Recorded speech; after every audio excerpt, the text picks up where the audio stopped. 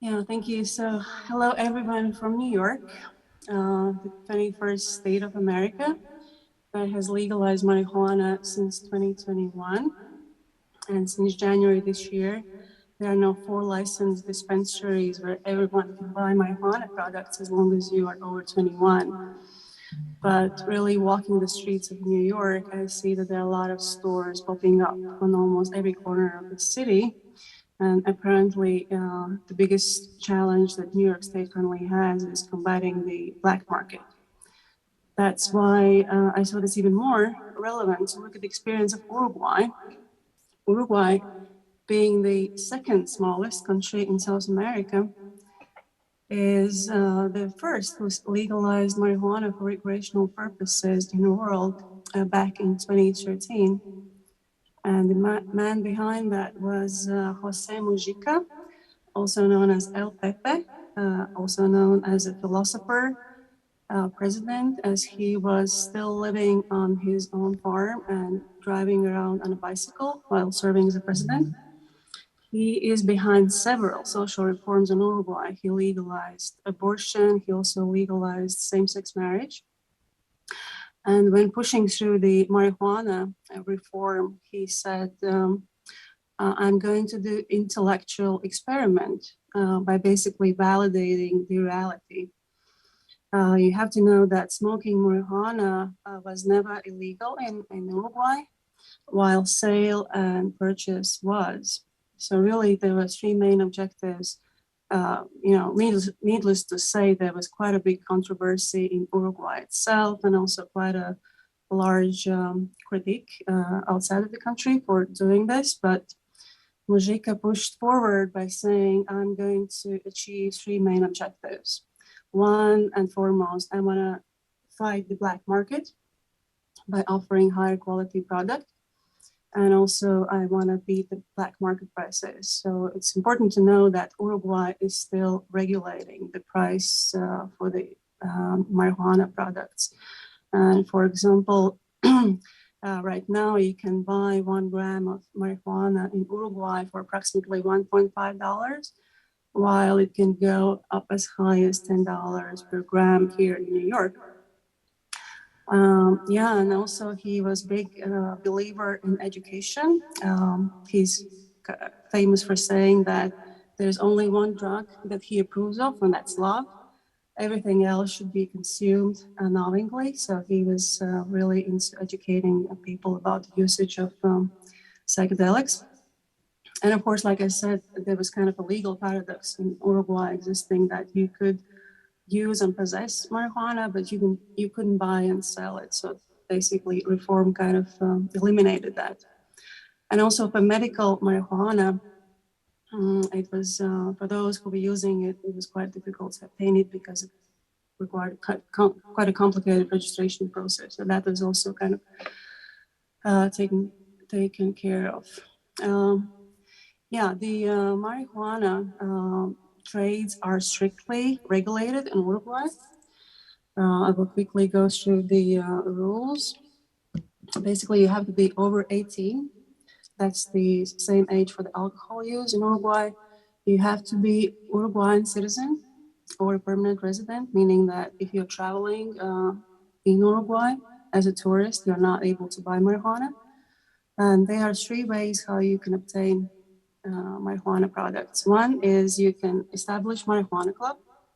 Those clubs usually contain between 15 to 45 members, and they can grow up to 99 plants per year. However, no individual member may take more than 480 grams for his own usage. And any excess of the produced marijuana has to be handed over to the state. Also, these clubs are registered and licensed. The second way is by purchasing through the pharmacies. Again, you have to be registered to go into the pharmacy and buy marijuana, and you have to use your fingerprints to buy. And there is a limit of 40 grams per month or 10 grams per week that you can buy. And the third way is by cultivating it at home. Then you can grow up to 6 flowers. and you can yield 480 grams per year. But again, this all is registered with the regulatory authority, and the license that you get is only for 3 years. Yeah, so it's quite a regulated trade, and also it's important to know that no advertising, no promotion, or whatever kind of sponsorship of marijuana is strictly prohibited in Uruguay. If you, for example, go into the pharmacy and buy a marijuana product, you will see the warning signs on it, like you have it currently, for example, for the tobacco products in Latvia. Of course, all these registers are treated as sensitive data, meaning that it's not distributed outside of the regulatory authority, but of course people are kind of hesitant to go and register. That's one of the issues that Uruguay is facing. Like I said, another objective for the reform was to educate people. So there have been several wide campaigns educating people both on the use of cannabis and alcohol, and the responsible consumption and the health risks associated. And also Uruguay is very strong with the promoting zero consumption for those driving, for pregnant women, and of course for the underage people.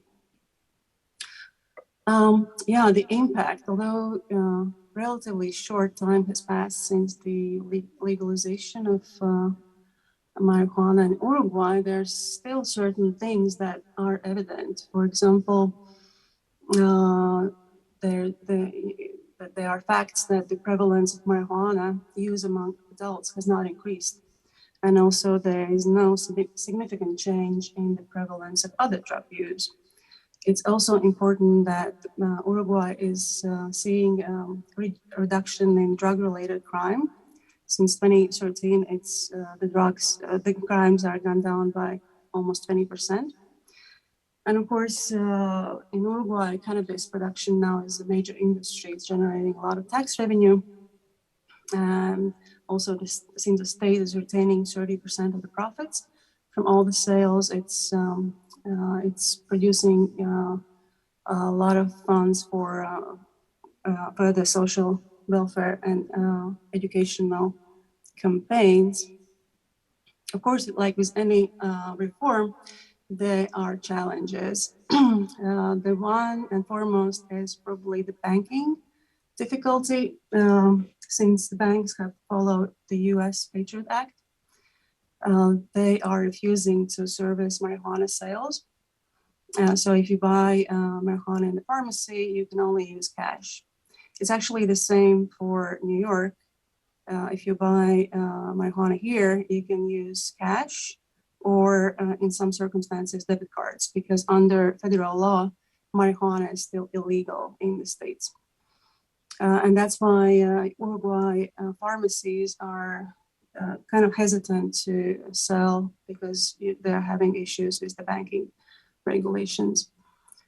Another thing that I said that's kind of a challenge for Uruguay is the fact that tourists are not able to buy marijuana, but obviously they want. So there is kind of need to regulate the black market still. And yeah, so overall, I would say that Uruguay has chosen quite a regulated and controlled mechanism.